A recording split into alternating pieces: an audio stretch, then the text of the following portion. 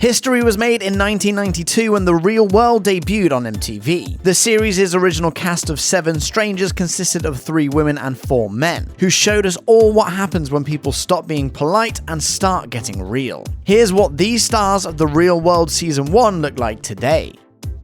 Heather B. Gardner, better known by her rap name Heather B, became known for both her outspoken nature and burgeoning career in hip-hop during her tenure on The Real World. Gardner didn't intend to get too personal while filming the show, hoping instead to keep her head down. She once revealed in an interview with People, "I had a plan. I told myself I'm not going to get caught up, I'm not speaking to anyone, I will just be me and get my money." While Gardner did find some commercial success in film and hip-hop with 1995's All Glocks Down because of her presence on the show, in the end, her reality TV stardom turned into a successful career in radio. In addition to co-hosting Shade 45's Sway in the Morning on Sirius XM, she also hosted the popular show The Happy Hour with Heather B.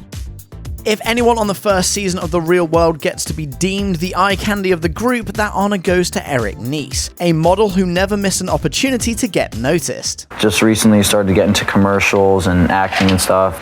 MTV even signed him up to host the dance show The Grind after The Real World wrapped, as well as a series of affiliated workout videos. Since his days as a television star, Nies has worked as an alternative and holistic wellness facilitator and hosted men's wellness retreats in California. In his personal life, Nies married the love of his life and mother of his child in Vietnam. He said of his wife in a 2014 episode of Oprah Winfrey's Where Are They Now? Iona kind of came in and amplified my light. He added, "There was an energy about her that was undeniable. As soon as she looked at me, she saw all of our past lives together. Looks like this hunk has settled down for good."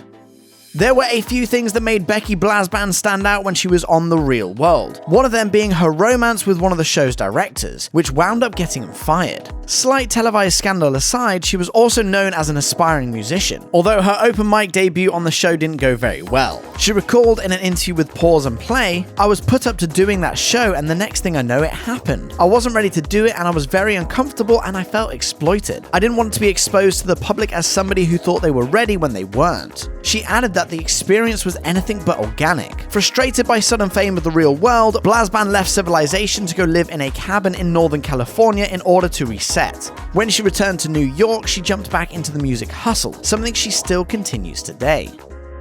There's no question that artist Norman Korpi was a groundbreaking reality television star, given that he was openly gay at the time when it wasn't as widely accepted. But Korpi was up for the task, even though he hadn't yet come out to his parents, which he did before The Real World premiered on MTV. Korpi's presence was well received by audiences, both straight and queer alike. He explained in an interview with People, "All of a sudden on TV is this average, dorky kind of person who is gay, not the stereotype. People were refreshed." After The Real World, Korpi continued to work in showbiz, first creating gay entertainment television, and later directing his first feature film, The Wedding Video. He also continued to create art and has maintained an active presence on social media. To top it all off, Korpi has also become known as the inventor and entrepreneur of the Aero Tray.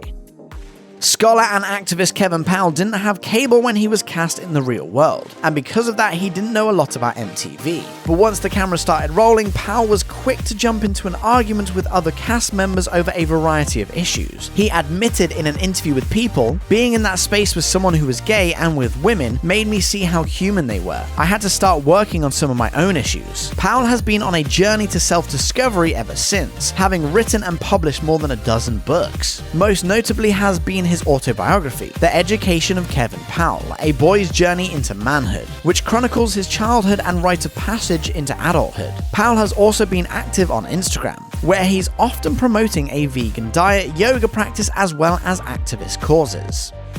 Comeau confessed that the main reason he signed up for the show was to get exposure for his band Rain Dance. But that was evident from the very beginning, as the vast majority of Comeau's arc was about the band, which appeared frequently on the show. But Comeau has admitted that MTV wasn't the right place to promote the group, as the audience it drew in wasn't necessarily serious about the music. He lamented in an interview with Generations of Gotham in 2011, "They were teeny boppers who bought our album and then threw it away as soon as the next flavor of the month came along." But the band broke up, with Comeau eventually moving out to Los Angeles permanently. He has continued to make music with his band River Road, which has incorporated new influences on the rocker. "My love of acoustic music and bluegrass stems from my own prejudice against it. It spoke to me when I realized how wrong I was."